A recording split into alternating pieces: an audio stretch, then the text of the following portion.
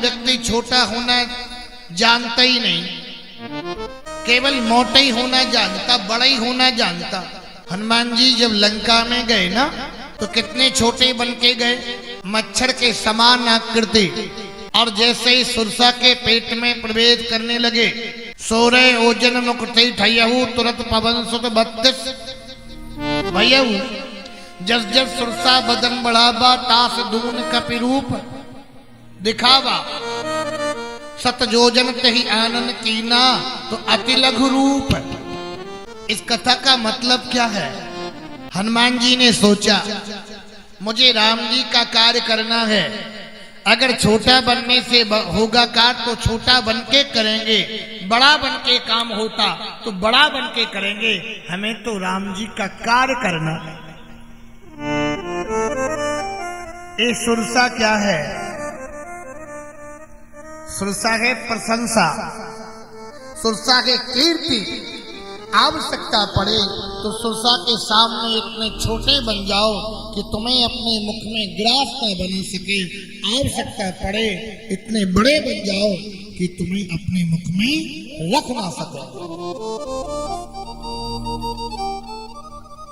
नहीं तो यही होता रहता, फिर 16, फिर 32, फिर 64, 100 पर 200 योजन की, 200 योजन पर 500 योजन की, यही होता रहता। फिर रामायण नहीं बनती, सुरसायन बनती।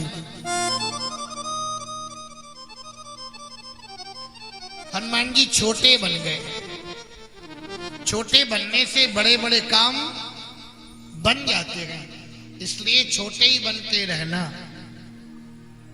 छोटे बछड़ा पै पिए, बड़े बगे भुस खात।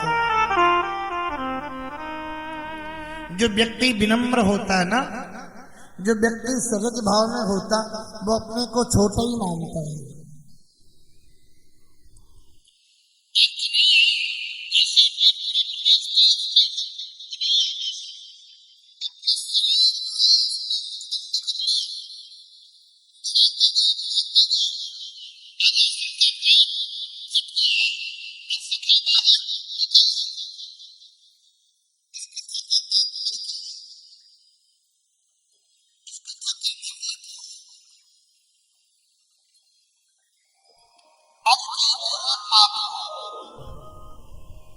भगवान ये बताना चाहते हैं, अगर भगवान के भक्त धोखे से भी पाप में प्रवेश कर जाते हैं तो पाप का पेट फाड़ के भगवान अपने भक्तों को निकाल देते हैं, पाप में रहने नहीं देते। सुखदेव स्वामी कहते थे परीक्षित, भगवान ने चीरहरण लीला की, इसे कहते हैं आवरण भंग लीला, इसे कहते हैं निरोध लीला। इस कथा समझने के लिए, क्योंकि भगवान को आगे महारास रचाना है, इसलिए महारास से पहले इसका वर्णन पहले है। मेरे प्रभु ने ऐसे कार्य क्यों किए?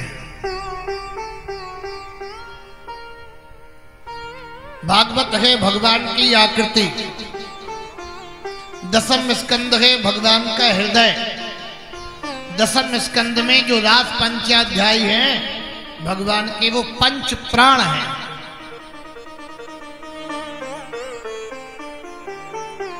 इस कथा को मूर्ख लोग नहीं समझेंगे, उनकी समझ में आएगा ही नहीं। श्रीमद् भागवत की प्रत्येक गोपी ब्रह्म बेला में स्नान करती, ब्रह्म मुहूर्त में स्नान करती। यहाँ की भी देवियां ब्रह्म बेला में स्नान करती, लेकिन आजकल बंद हो गया। जब से ये कार्यक्रम चल रहा है 3 बजे तक 2 बजे तक तो जागरण होता ही है, तो सुबह जागने में विलंब होते।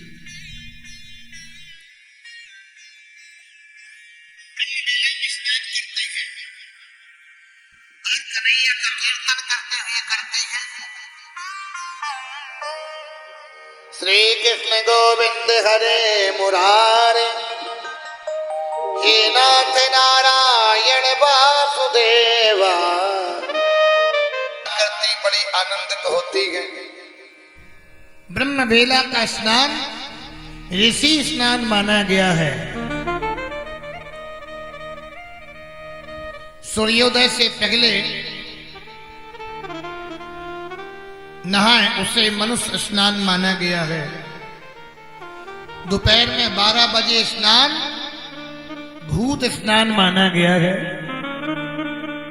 ठंडी में तो कई लोग जनवरी भर स्नान करते ही नहीं है, केवल बस हाथ पैर धो लिए और स्प्रे लगा लिया, फुर्र फुर्र फुर्र महक के चले गए।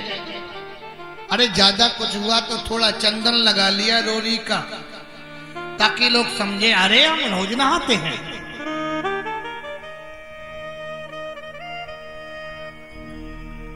मेरे प्रभु ने सोचा इन गोपियों का अज्ञान दूर करना है। गोपियां स्नान कर रही थी, horror Yamuna horror Yamuna horror Yamuna. और जैसे ही मेरे कन्हैया कदम के वृक्ष पर उनके वस्त्र लेकर के चढ़ गए,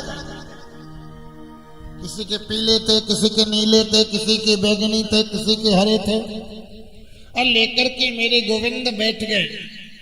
अरे कदम का वृक्ष ऐसा लगे जैसे रंग बिरंगे फूल खिले हो। और गोपियां स्नान करते करते आनंदित हो रही थी। तब तक एक गोपी बोली, एरी सखी अपने वस्त्र घाट पे रखे थे वो तो है ही नहीं, अरे कहाँ चले गए? एक गोपी बोली, हाँ दिखाई तो पड़ते ही नहीं है। थोड़ी देर बाद एक गोपी ने देखा, अरे वो नंद का छोरा लिए बैठा है। गोपियों ने यमुना में से ही आग्रह किया, अरे लाला हमारे वस्त्र दे दो पहनवे के ताई। कन्हैया बोले, एक एक करके ले जाओ। गोपियों ने कहा, हमको संकोच लगे, हमें शर्म लगे। कन्हैया बोले, कहा बात की शर्म लगे? और एक बात बताऊंगा आपको, नोट कर लेना। किसी भी तीर्थ में जाना, सदाचार पूर्वक रहना। आजकल तीर्थ में जाते हैं लोग दर्शन की अभिलाषा लेकर के नहीं, प्रायः पिकनिक मनाने के लिए जाते हैं। तीर्थ की पवित्रता भी नहीं रहने देते। तीर्थ की पवित्रता पर, स्वच्छता पर ध्यान कम देते हैं लोग। पवित्र नदी में स्नान करें, मलमूत्र नहीं त्यागना चाहिए, साबुन नहीं लगाना चाहिए, कुल्ला नहीं करना चाहिए, क्योंकि वो तो गंगा जी तो गंगा जी हैं, देवी हैं, माँ है। हमें तो पवित्रता के लिए जाते हैं, स्नान करने के लिए। गंगे तब दर्शनात् मुक्ति ही। गंगा में स्नान करें, यमुना में स्नान करें, परम सौभाग्य की बात है। लेकिन स्नान अगर नहीं करते तो दर्शन मात्र से ही हमें मुक्ति, गंगे तब दर्शनात् मुक्ति ही, मोक्ष प्राप्त होता। लेकिन कन्हैया ने कहा, तुमने अपराध किया है। जल के देवता वरुण का तुमने अपमान किया है। नारी को परपुरुष के सामने निर्वस्त्र होके नहीं जाना चाहिए। तुमने ये अपराध किया है।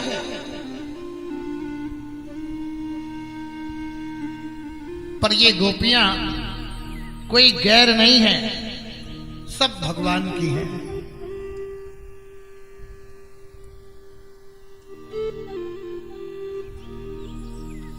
परमात्मा हमारे किस संग में वास नहीं करता। हमारी आंखों में वास करता, हमारे नाक में निवास करता, कान में निवास करता, गाल में निवास करता, पेट में निवास करता, पीठ में निवास करता, पूरे शरीर में भगवान निवास करते।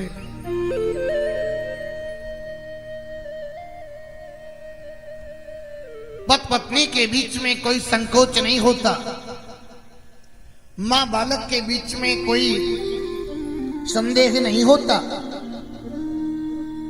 एक एक करके ले जाओ। गोपियों का भगवान ने अज्ञान चुराया।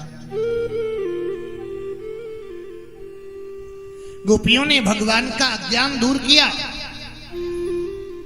और एक एक करके गोपियां वस्त्र ले गईं। भगवान ने उनकी शंका का समाधान कर दिया।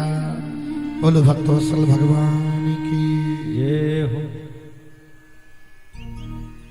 नंद बाबा भी यमुना में स्नान करते हैं। ब्रह्म बेला में जल के देवता वरुण ने एक दिन उन्हें बंदी बना लिया और जैसे ही बंदी बनाया, कन्हैया को पता चला कि नंद बाबा स्नान करके नहीं लौटे और जैसे ही यमुना में लाला पहुंचे, वरुण देवता से कहा, ये मेरे पिताजी हैं, तुमने इन्हें बंदी क्यों बना लिया?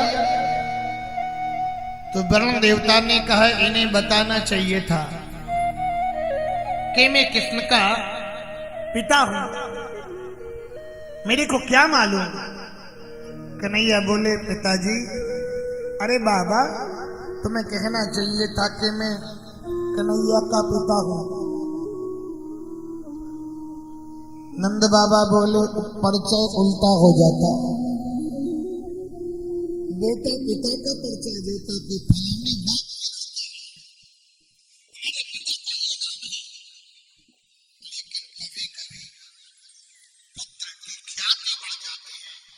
सम्मान बढ़ जाता है, तो पिता को भी पुत्र का परिचय देना पड़ता है।